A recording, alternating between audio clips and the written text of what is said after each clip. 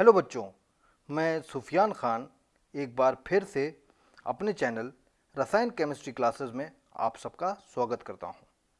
तो आज हम हमेशा की तरह केमिस्ट्री का एक और इम्पॉर्टेंट और इंटरेस्टिंग टॉपिक लेकर आए हैं, जो टॉपिक भी है और एक सवाल भी है जो कि बच्चों के जहन में हमेशा रहता है। और वो टॉपिक और वो सवाल क्या है? वो है वाई बॉन्डिंग टेक्स प्लेस, कि आखिर केमिकल बॉन्डिंग होती ही क्यों है। हर चीज की एक वजह होती है, तो केमिकल बॉन्डिंग क्यों होती है। अच्छा, इस टॉपिक को समझने के लिए आपको यहां दो बातें याद रखनी होंगी फ्रेंड्स। नंबर एक, कि केमिकल्स और इंसानों के बीच एक चीज कॉमन है, और वो ये है कि दोनों अपनी लाइफ में स्टेबिलिटी चाहते हैं। दूसरी चीज जो आपको याद रखनी है वो है कि दोनों इंसान हो या हो एटम्स, हमेशा अपनी एग्जिस्टेंस के लिए कोशिश करते हैं। क्लियर? अब इंसान कैसे एग्जिस्टेंस के लिए कोशिश करता है, ये बात तो हम अच्छी तरह जानते हैं कि कामकाज करना, लोगों का मेहनत करना, हम अपनी आंखों से देखते हैं दुनिया में कि कोई डॉक्टर है, कोई इंजीनियर है, जॉब कर रहे हैं, पैसा कमा रहे हैं, कोई मजदूरी भी करता है। क्यों? क्योंकि अगर वो कमाएगा नहीं तो वो जी नहीं सकेगा, एग्जिस्ट नहीं कर पाएगा। इंसानों तक तो ये बात हमारी समझ में आती है, ठीक है, क्योंकि इंसान को पैसा चाहिए। लेकिन अब सवाल पैदा होता है कि एटम्स को ऐसी किस चीज की जरूरत होती है कि वो रिएक्शन करने पर मजबूर होते हैं। तो देखते हैं, आइए इस टॉपिक को हम समझेंगे एक बिल्कुल यूनिक टेक्निक की मदद से, जो है कंपेयर और अंडरस्टैंड की टेक्निक। यहां पर हम कंपेयर करेंगे ह्यूमंस और एटम्स के बीच। तो चलिए शुरू करते हैं। हम सब जानते हैं कि इंसान को खाना चाहिए, कितना? जितने में उसका पेट भर जाए, और कम से कम हर इंसान 4 चपाती उसको जनरली चाहिए। अब एटम्स की बात करते हैं, तो एटम को इलेक्ट्रॉन्स चाहिए, कितने? 8 इलेक्ट्रॉन। कहां? अपनी आउटर मोस्ट शेल में।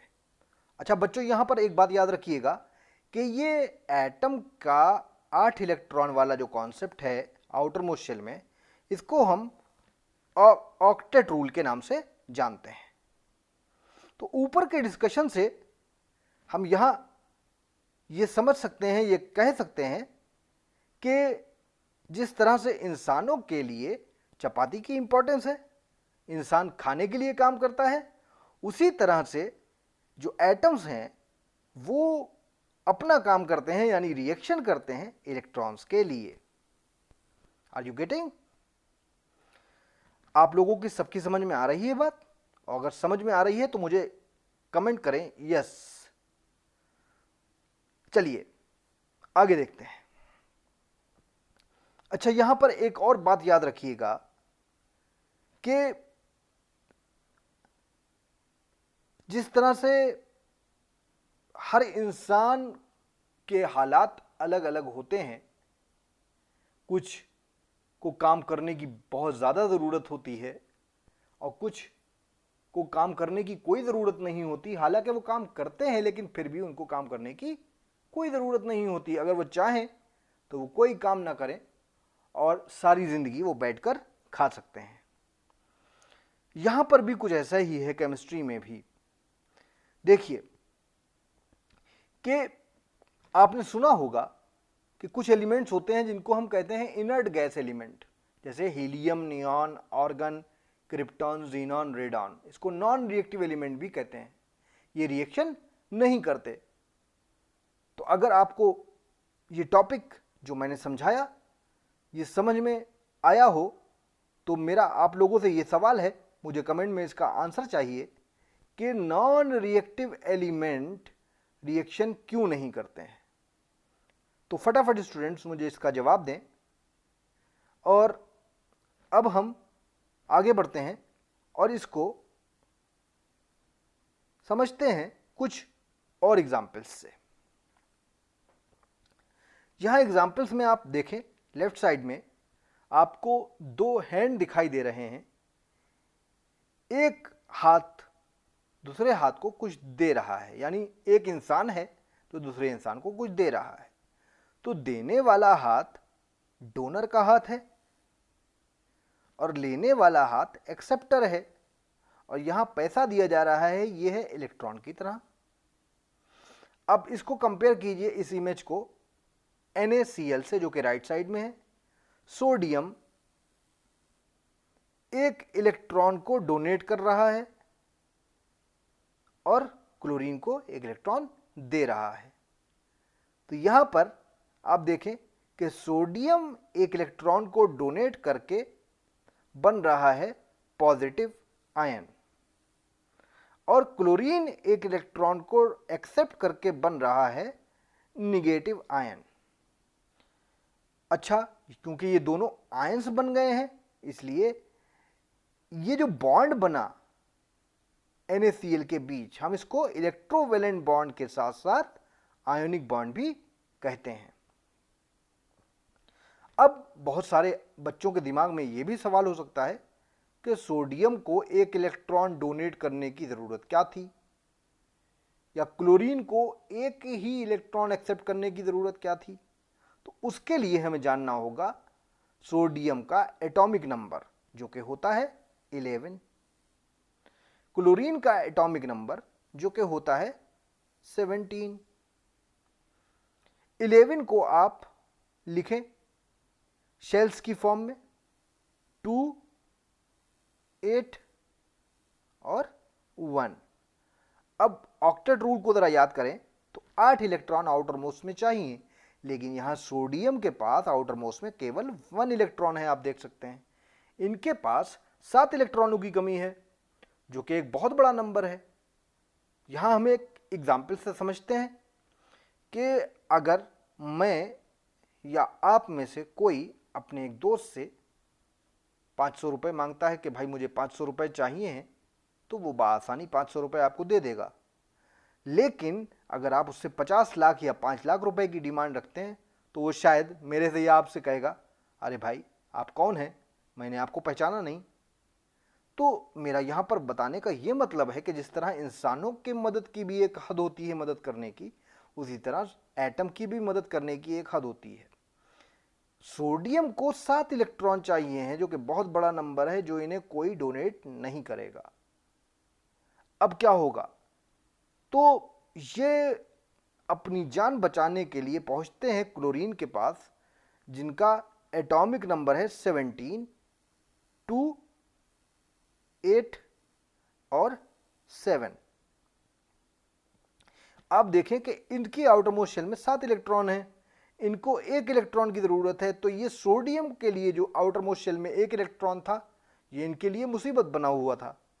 इन्होंने ये 1 इलेक्ट्रॉन क्लोरीन को उठाकर डोनेट किया, तो क्लोरीन के पास 8 इलेक्ट्रॉन हो गए। क्लोरीन स्टेबल हो गया, क्योंकि अभी हम पढ़ चुके हैं कि स्टेबल होने के लिए 8 इलेक्ट्रॉन चाहिए। और बात करें सोडियम की, तो सोडियम ने अपना 1 इलेक्ट्रॉन डोनेट किया, दे दिया। तो अब उसका इलेक्ट्रॉनिक कॉन्फ़िगरेशन क्या हो गया, 2 और 8, और अब बन गई ये वाली आउटर मोस्ट शेल सोडियम के केस में। तो देखिए इस केस में NaCl बनने के केस में सोडियम के पास भी 8 इलेक्ट्रॉन हो गए और क्लोरीन के पास भी 8 इलेक्ट्रॉन हो गए। तो आप देखें इन दोनों की जरूरत ने दोनों को एक दूसरे से मिलने पर, बॉन्ड बनाने पर मजबूर किया। और यहां पर एक पॉइंट और नोटिसेबल है कि आप देखें कि सोडियम को क्लोरीन के साथ मिलकर फायदा हुआ और क्लोरीन को सोडियम के साथ मिलकर फायदा हुआ। और यहां पर हो क्या रहा है, बेसिकली यहां पर हो रही है बॉन्डिंग। तो हम कह सकते हैं कि बॉन्डिंग एक म्यूचुअल बेनिफिट की प्रोसेस है, इसमें दोनों एटम का बेनिफिट होता है। ओके। अच्छा, दूसरी तरह से भी हो सकती है बॉन्डिंग, होती है शेयरिंग के लिए, जैसा कि मैंने आपको अपनी पिछली वीडियो में बताया था, जो कि वीडियो है मेरी chemical bond and it's type, जिसका लिंक मैं आपको डिस्क्रिप्शन में दे दूंगा। जिस भी बच्चे ने वो वीडियो नहीं देखी है तो वो देख सकता है। यहां आप एग्जाम्पल में देखें तो दो क्लोरीन एटम आपस में एक एक इलेक्ट्रॉन शेयर करके जो है बॉन्ड बनाते हैं। अच्छा, यहां पर पिछले वाले जो वैलेंसिक वाला हम लोगों का वीडियो था, उसमें हमने बात की थी कोवैलेंसी की। तो यहां पर देखें आप कि शेयरिंग हो रही है, दोनों क्लोरीन एटम एक एक इलेक्ट्रॉन को शेयर करते हैं। तो यहां पर दोनों क्लोरीन एटम की जो ये है एक एक होती है कोवैलेंसी। क्लियर? ओके। तो उम्मीद करता हूं कि आज का टॉपिक आप लोगों को क्लियर हुआ होगा, समझ में आया होगा। अगर आज का टॉपिक आपको समझ में आया, वीडियो आपको पसंद आया, तो इस केस में आप मेरे चैनल को सब्सक्राइब करें, लाइक करें, शेयर करें। और कल मैं एक और इंटरेस्टिंग टॉपिक के साथ आपके लिए हाजिर होऊंगा। Till then, good bye.